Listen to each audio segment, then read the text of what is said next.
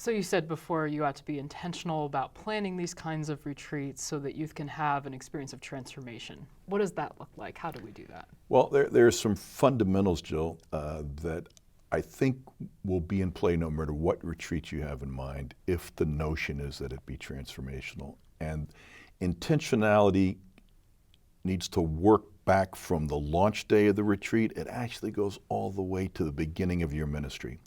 If you want the retreat to be transformational, it should be in line with and consistent with the goals and objectives, the mission you set for your particular youth group in the very beginning. So I think the beginning of intentionality is clarity among the parents, the congregation, the senior minister, the youth worker on why are we doing the youth work? Why do we have a youth group?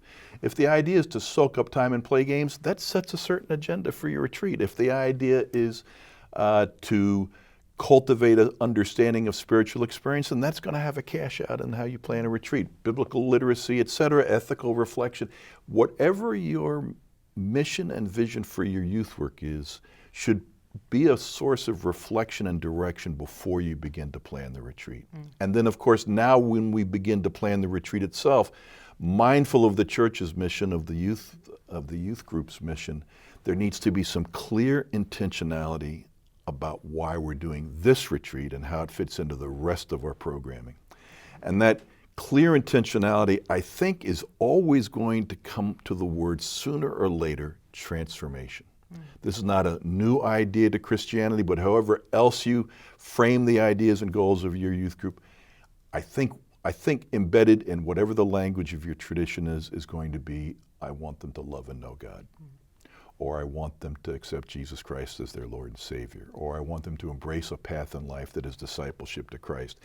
And that is going to mean transformation. This can't come as a surprise. In Romans 12:1, Paul says, be not conformed to the world, but transformed by the renewing of your minds.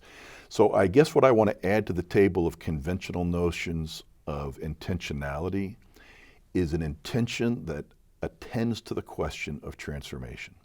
And attending to transformation will go to many Christian roots that we know well, and traditions and forms and practices.